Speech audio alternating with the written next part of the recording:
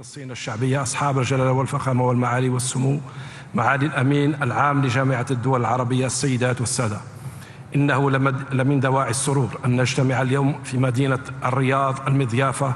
وأود بهذه المناسبة أن أتقدم بجزيل الشكر إلى حضرة خادم الحرمين الشريفين الملك سلمان بن عبد العزيز آل سعود، وولي عهده صاحب السمو الملكي الأمير محمد بن سلمان بن عبد العزيز، والشعب السعودي الشقيق على كرم الضيافة التي حظينا بها منذ وصلنا إلى هذا البلد الكريم المضياف. ويطيب لي في مستهل كلمتي أن أنقل إليكم تحيات أخيكم رئيس الجمهورية السيد عبد المجيد تبون، الرئيس الحالي لمجلس جامعة الدول العربية على مستوى القمة، الذي يتابع باهتمام خاص أشغال قمتنا هذه ويتمنى لها كل النجاح، باعتبارها خطوة جديدة في مسار بناء شراكة استراتيجية بين الصين والدول العربية، مبنية على أسس الاحترام المتبادل والتعاون المثمر والنمو المشترك.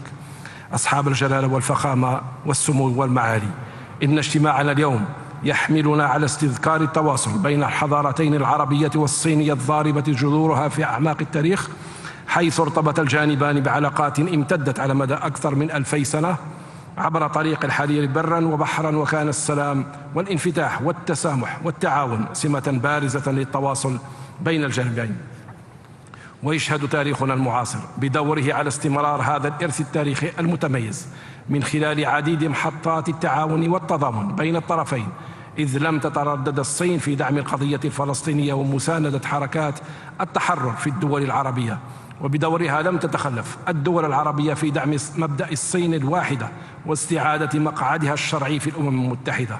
ولذا يأتي اجتماعنا اليوم في موعد متجدد مع التاريخ لنواصل تعميق التعاون بين الجانبين، والذي عرف خلال السنوات الأخيرة قفزة نوعية بلغت معها معدلات التبادل التجاري والاستثمارات البينية مستويات قياسية، جعلت من الصين الشريك التجاري الأول للدول العربية، التي أصبحت بدورها سابع شريك تجاري للصين وموردها الأول من النفط الخام. وقد انتقلت هذه الشراكة إلى مرحلة جديدة عبر تأسيس منتدى التعاون العربي الصيني سنة 2004 كإطار شامل للتعاون الجماعي مدعوم بآليات سياسية واقتصادية واجتماعية، تلتها المبادرة الصينية الحزام والطريق التي نؤكد دعمنا لها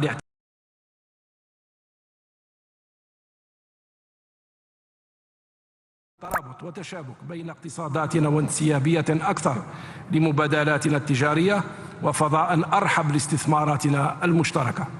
كما لا يفوتني أن أشيد بالدعم الذي قدمته الصين للدول العربية لمكافحة جائحة كورونا في نموذج تضامن لا تنفصل فيه الأبعاد الإنسانية عن العلاقات الاقتصادية والتجارية.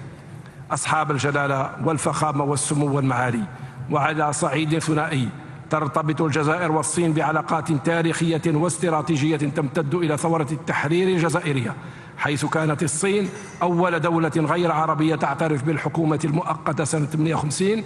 كما يتقاسم البلدان وجهات النظر إزاء العديد من القضايا ذات الاهتمام المشترك، ويتبادلان الدعم الثابت حول المسائل التي تخص المصالح الجوهرية والاهتمامات الكبرى لكل منهما.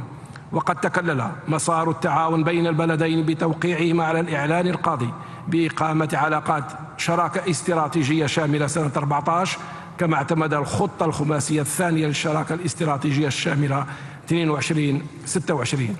كما تم التوقيع أياما قبل انعقاد قمتنا المباركة هذه على الخطة التنفيذية للبناء المشترك لمبادرة الحزام والطريق التي انضمت إليها الجزائر سنة 18، والخطة الثلاثية 22-24 للتعاون في المجالات الهامة، وهو ما يعكس الرغبة المشتركة للجزائر والصين في خدمة وتعزيز التعاون الشامل والمثمر بين العالم العربي وجمهورية الصين الشعبية.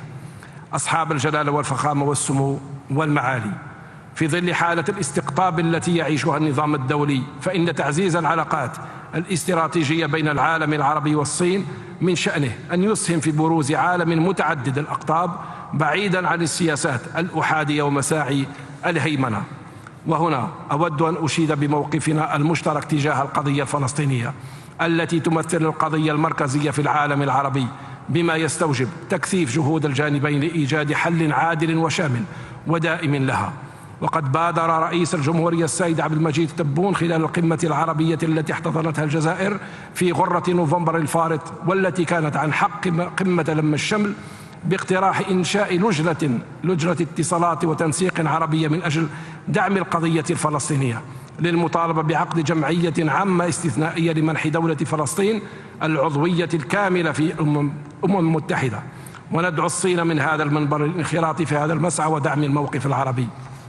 وفي ختام هذه الكلمة أود أن أجدد الشكر للمملكة العربية السعودية قيادة وشعبا، آملا أن يتحقق لنا من هذه القمة ما نصبو إليه من تعزيز وتطوير لتعاوننا خدمة لأهداف السلم والأمن والتنمية، وتحقيقا لما تصبو إليه شعوبنا في مزيد من التقدم والرفاه والنماء. وإذ أتمنى لأعمال هذه الدورة التوفيق والنجاح.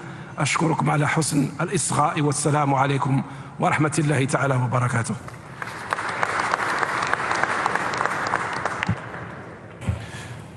أشكر دولة السيد أيمن عبد الرحمن على كلمته. والآن أدعو معالي السيد أحمد بولغيط الأمين العام لجامعة الدول العربية لإلقاء كلمته، فليتفضل.